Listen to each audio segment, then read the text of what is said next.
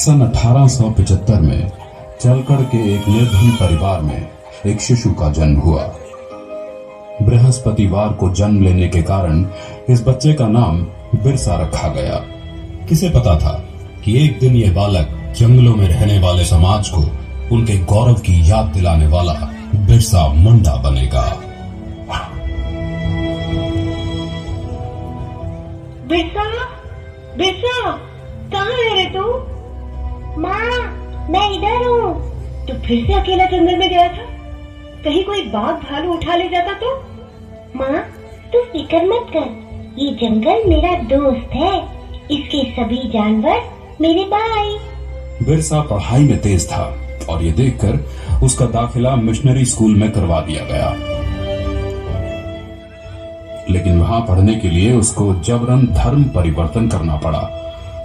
बिरसा, यीशु के सिवाय कोई भगवान नहीं है। बिरसा, ईसाई धर्म का पालन करने से ही तुम्हारा उद्धार होगा, वरना बाकी वनवासियों की तरह जाहिल के जाहिल रह जाओगे। जैसे जैसे बिरसा बड़ा होने लगा, वो अंग्रेजों के अत्याचारों से परिचित हुआ और समझ गया कि अंग्रेज उनसे उनके जंगल छीनना चाहते हैं और ईसाई पादरी जंगल में रहने वाले सभी हिंदुओं को ईसाई बनाना चाहते हैं। आपको हमारी मदद करनी होगी ताकि हम जबरन सभी आदिवासियों को ईसाई बना सकें। ये सब देख बिरसा ने ईसाई धर्म को त्याग दिया। हम आदिकाल से इन जंगलों में वास करते आए हैं। ये जंगल हमारे हैं। धर्म परिवर्तित करके अंग्रेज हमसे हमारे जंगल नहीं छीन सकते। भाइयों, अंग्रेजों के सामने मत झुको, आत्मसम्मान के लिए खड़े हो। बिरसा के अनुयायी गांव-गांव में जाकर बिरसा की इस शिक्षा का प्रचार करने लगे। उसके कहने से वनवासियों ने अंग्रेजों को लगाम देना बंद कर दिया। ये सब देख अंग्रेजी हुकूमत तिलमिला गई और उन्होंने बगावत भड़काने के जुर्म के लिए बिरसा को 2.5 साल की कठोर कारावास की सजा सुनाई। लेकिन बिरसा का आंदोलन अब रुकने वाला नहीं था। न वनवासियों ने लगाम दिया, न बेगारी की।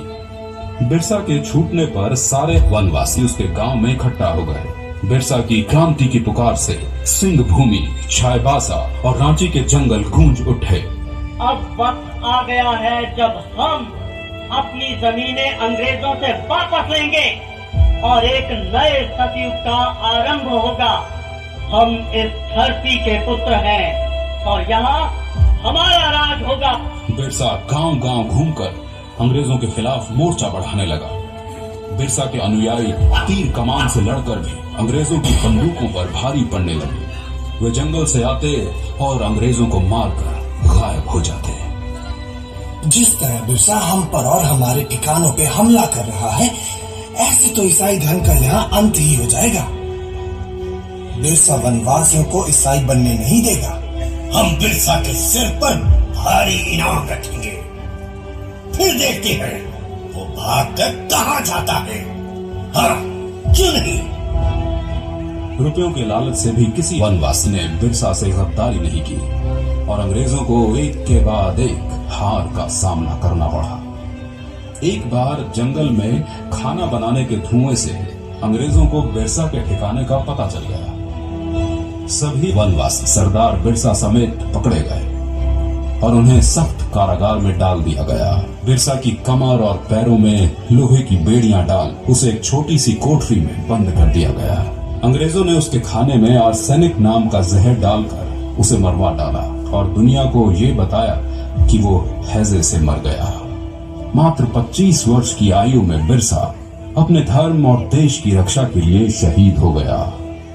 25 साल में इतना कुछ करने वाला कोई आम इंसान नहीं हो सकता और यही कारण है कि बिरसा मुंडा को भगवान का अवतार माना जाता है।